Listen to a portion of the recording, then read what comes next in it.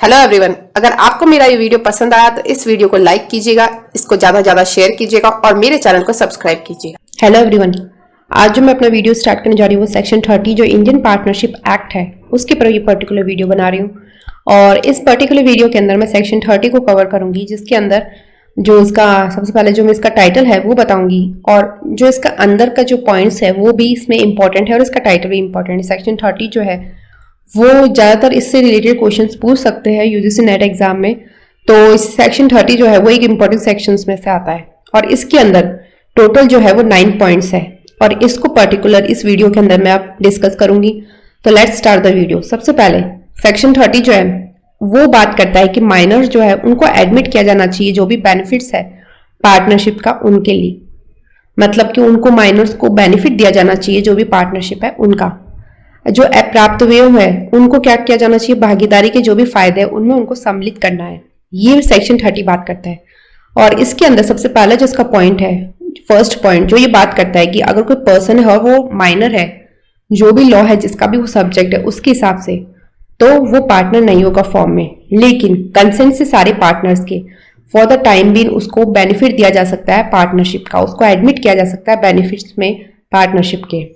मतलब कि अगर कोई ऐसा कोई पर्सन है जो माइनर है तो उसे हम पार्टनर नहीं मानेंगे फॉर्म का, लेकिन उसको बेनिफिट्स दिया जा सकता है पार्टनरशिप का। और वो कैसे दिया जाएगा, वो कंसेंट से दिया जाएगा, जो बाकी पार्टनर्स है उन सब पार्टनर्स की कंसेंट लेकर। मतलब कि वह व्यक्ति जो उस विधि के अनुसार जिसके वह अधीन है, अप्राप्त वह है, तो फॉर्म में वो भागीदार नहीं हो सकेगा, लेकिन वह सब तस्म जो भागीदारों है उनकी सम्मति से उस भागीदार के फायदों में उसको सम्मिलित किया जा सकेगा। मतलब कि उसको जो भी भागीदार है उनके जो फायदे है उसमें उसको सम्मिलित किया जाएगा और वैसे उस पर्सन को माइनर को पार्टनर नहीं मान सकते हैं किसी भी तरीके से। फिर उसके बाद में जो नेक्स्ट जो इसकी बात है, सेकंड जो इसका पॉइंट है, वो ये बात करता है कि माइनर के पास में राइट है कि वो शेयर ले सकता है प्रॉपर्टी का, प्रॉफिट्स ले सकता है उस फॉर्म का और एसेस कर सकता है, इंस्पेक्ट कर सकता है और कॉपी ले सकता है जो भी अकाउंट्स है उस फॉर्म के उनकी। मतलब कि वो ये जो बातें हैं, ये जो 5 पॉइंट है, वो उसके पास में राइट है माइनर के पास में इन सारी चीजों के लिए। मतलब कि ऐसे प्राप्त हुए का अधिकार है कि वो फॉर्म की संपत्ति और उसका कोई लाभ है उनके लाभों का ऐसा अंश पाए जैसा करार किया गया हो और फॉर्म की जो लेखाओं है उनमें से भी किसी भी लेखा तक उसकी पहुंच हो सकेगी और वह उनमें से किसी का भी निरीक्षण और नकल कर सकेगा। मतलब कि वो सारे शेयर प्रॉपर्टी के ले सकता है, वो प्रॉफिट्स ले सकता है, जो भी एग्री हुए उन सब प्रॉफिट्स को, उन सारे शेयर्स को ये माइनर ले सकता है, इसके पास में राइट है। और वो एसेस भी कर सकता है, वो इंस्पेक्ट भी कर सकता है और वो कॉपी भी ले सकता है अकाउंट्स की उस फॉर्म के। ये सारी राइट जो है वो माइनर के पास में है। फिर इसके बाद में इसका थर्ड पॉइंट जो है वो ये बात करता है कि माइनर का जो शेयर है वो लायबल होगा उस फर्म के एक्ट्स के लिए, लेकिन माइनर खुद पर्सनली लायबल नहीं होगा उन एक्ट्स के लिए। मतलब कि ऐसा अप्राप्त व्यय का अंश जो है फर्म के कार्यों के लिए दायी है, किंतु वह अप्राप्त व्यय ऐसे किसी कार्य के लिए व्यक्तिगत रूप से दायी नहीं है। मतलब कि वो पर्सनली लायबल नहीं होगा उन एक्ट्स के लिए, सिर्फ उसका शेयर ही लायबल होगा उन एक्ट्स के लिए, जो फर्म के एक्ट्स है उन एक्ट्स के लिए। वो खुद अपने आप में पर्सनली लायबल नहीं होगा माइनर। और ये सेक्शन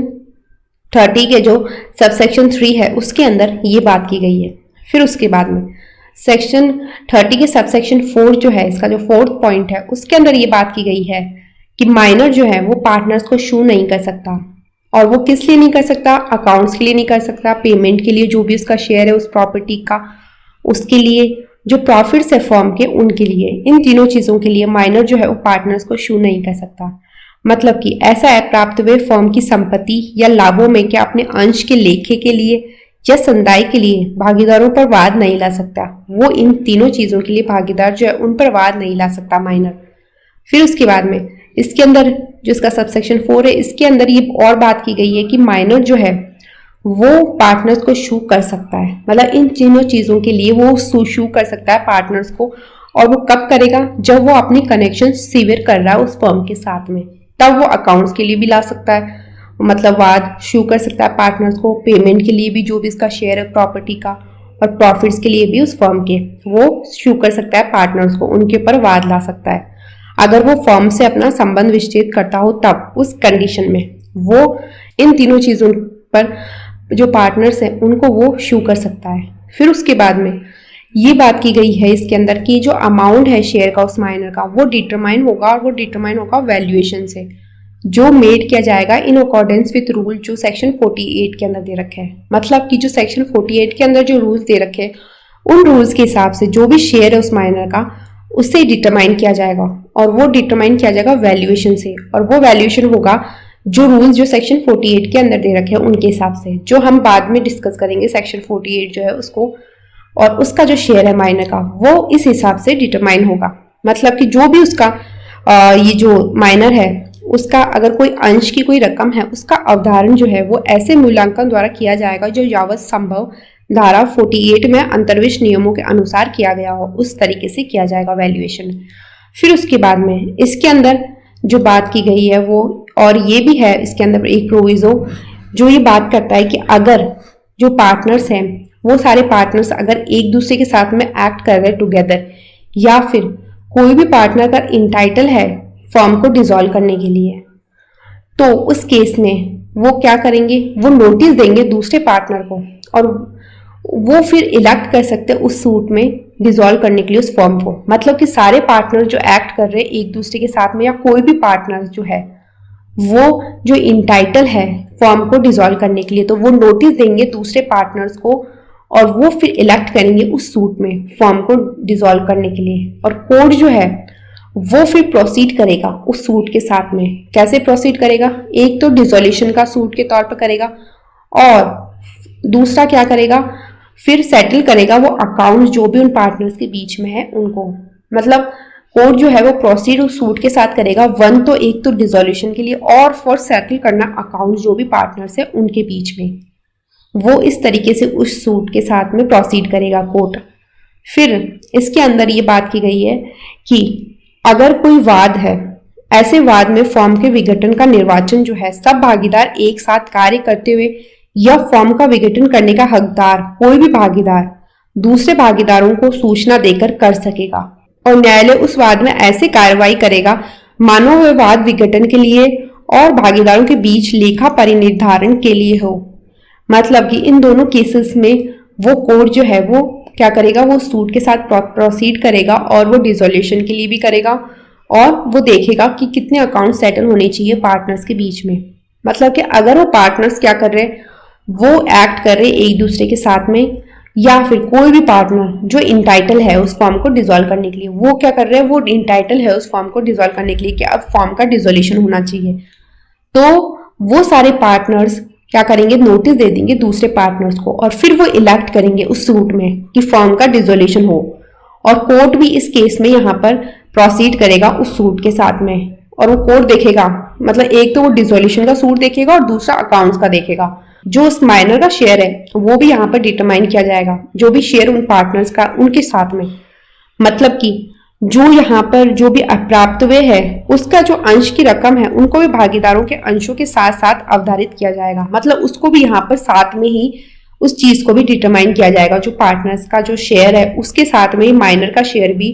जो उसका अमाउंट है शेयर का, वो डिटरमाइन किया जाएगा। ये दोनों चीजें साथ साथ में ही होगी यहाँ पर। अगर कोई डिसोल्यूशन का कोई ऐसा सूट आ जाता है, मतलब कि अगर कोई फर्म को डिसॉल्व करना है, तो उस केस में जो माइनर का शेयर है वो भी बाकी पार्टनर्स के शेयर के साथ में ही डिटरमाइन किया जाएगा।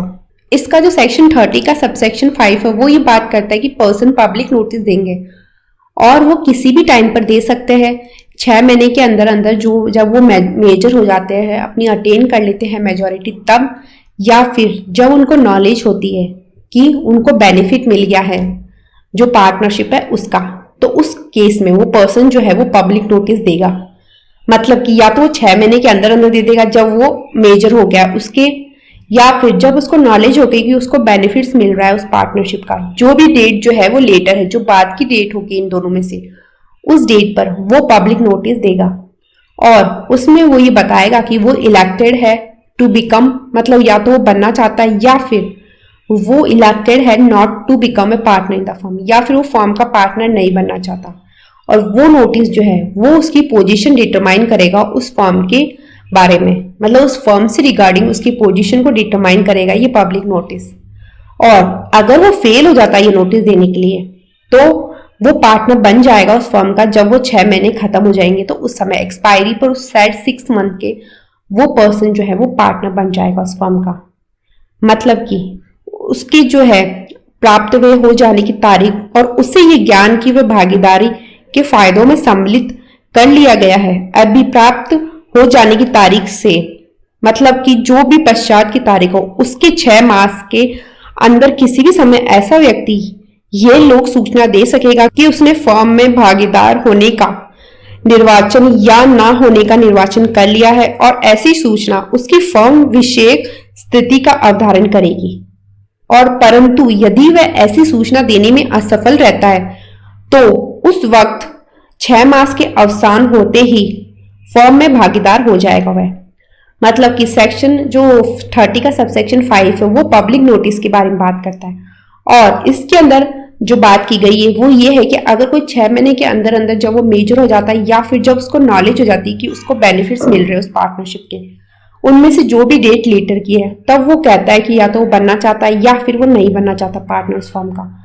तो उस केस में वो पब्लिक नोटिस देता है वो पर्सन। और वो नोटिस उसकी पोजीशन को डिटरमाइन करता है उस फर्म के बारे में। वो बताता है कि वाकई में वो पर्सन जो है वो पार्टनर बन रहा है